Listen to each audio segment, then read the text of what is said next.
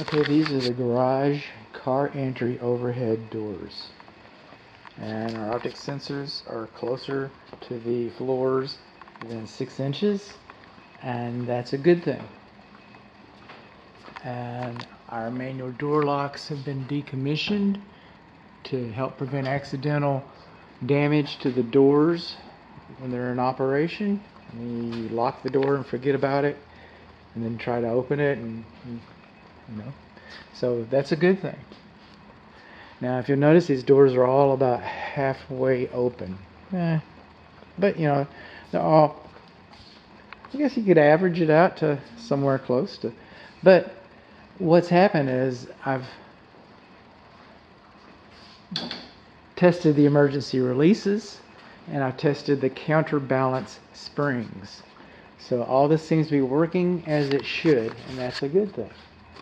So what have we got going here? We've got a couple of things going, and our control buttons are over here next to the floor, and I had to measure this one. I'm not sure this one is at 5 feet away from the threshold, away from the garage floor. I'm kind of challenged, and it looks pretty close. But I mean, if it's off by about an inch. So what I don't see is a safety notice by the door opener switches. What I don't see is spring tension notices on the corners of the first panel of any of the doors. What I don't see is pull handles inside of the doors. These rails are not pull handles. That's why I think it's this one. They get bent. I think it's this one up here. We'll see it later. Maybe. What I don't see is warning notices on the doors. And I don't see the warning notices on the door switches. So, that being said, I made a business decision to do no harm. And I do not do block tests. When the builder comes in to sign off on your 1 year, he can show you the block test. The block tests are in the instructions that came with these units.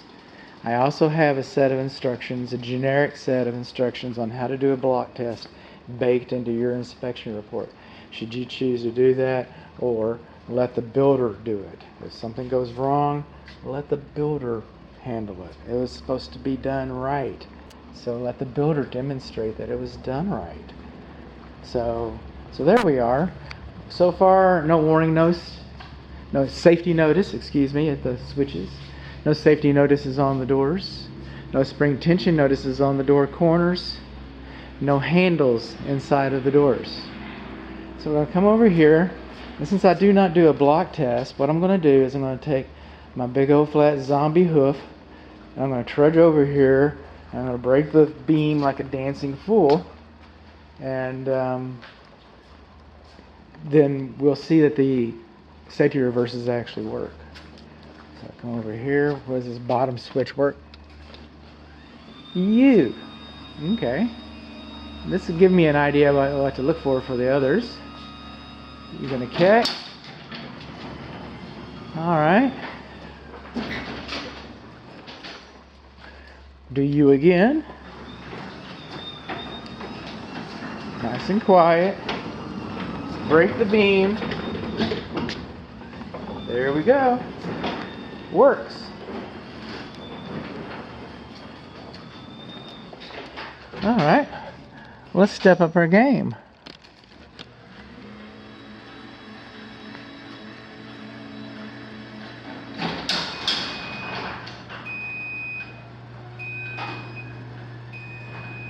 Well, that's interesting. That one didn't perform like the others. Why'd you not perform so good?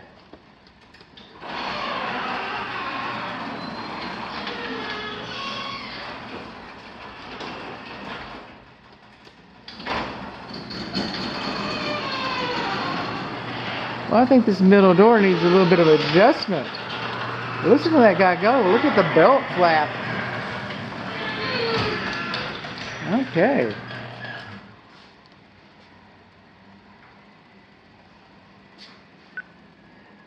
middle overhead door needs to be adjusted. Alright, well, let's try it now. The zombie hoof. Let me run.